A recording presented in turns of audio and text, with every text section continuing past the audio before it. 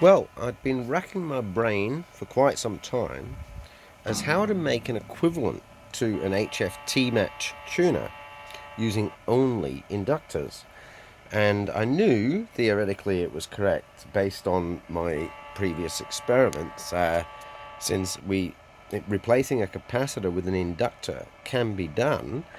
The idea is, of course, that the capacitor is of the opposite sign, so to speak, for convenience of mathematics. Of course, it's constantly changing sign with an RF signal, but with in relationship to the inductor. So the key thing is since I'm very good at varying inductance using magnets, and I've created some very unique coil designs inspired by Nikola Tesla. Today I finally had the brainwave and concluded on how to do it, grabbed a pen and paper, scribbled it down. I won't be giving away the design details because I think this is great. It could actually be very marketable because, well, there's no need for variable capacitors and the components are very simple. So there's 3 variable inductors and this is the heart of the system.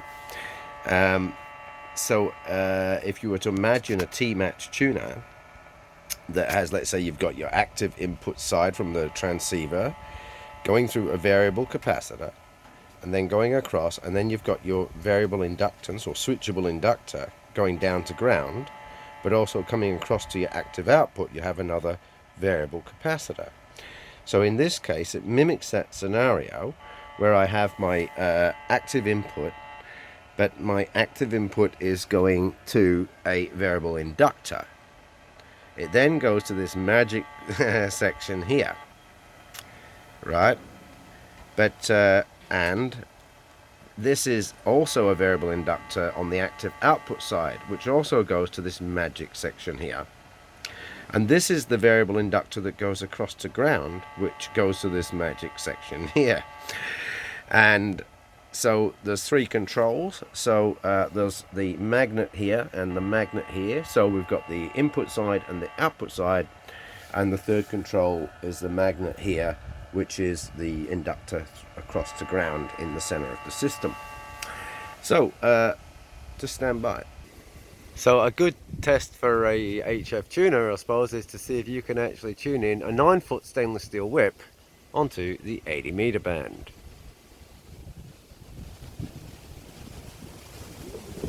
So there we go. So on 3.691 megahertz, I'll transmit.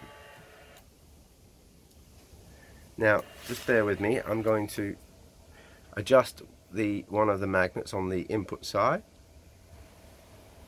and you can see that's changed the match there. I'm going to change one of the magnets on the output side. So that, oh yeah, so I had to change that quite a bit. And I'm now going to change the magnet, or move the magnet on the inductor across to ground. You can see we got a reasonable bit of adjustment going on there. This is not the maximum adjustment. I can move the magnets further away to further increase the values on the inductors. So I'm just trying to get a tune again here now. I have to move. Yeah, this is quite a lot of fun. Alright, stand by, I'll try and get it in range.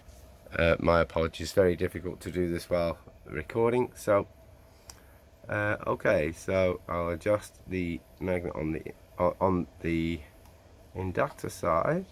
That's actually not making a lot of difference here. Magnet on the input side on this particular load is making all the difference. So that would be equivalent to the capacitor, variable capacitor on the input side being varied there, and now the equivalent to the variable capacitor on the output side being varied here. I'm just trying to get that to sit straight.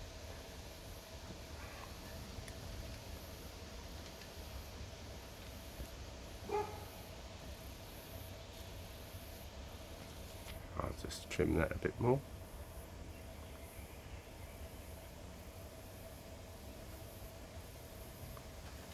There we go. VK3 Fox Victor Kilo India, testing on this frequent cycle. VK3 Fox Victor Kilo India, testing on this frequent cycle.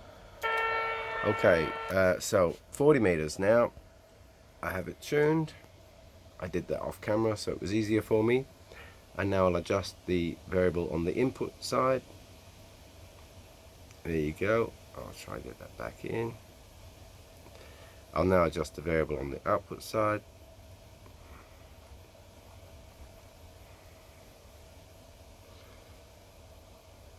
And now I'll adjust the variable on the inductor that crosses to ground. There we go. Now this isn't set up properly. It's just finished the main build. I have to come up with a way to configure the magnets, and ideally a motorized way of rotating them would be wonderful. There you go. VK3 Fox Victor Kilo India, testing on this frequent cycle. Alright, 7-3, and thanks for watching.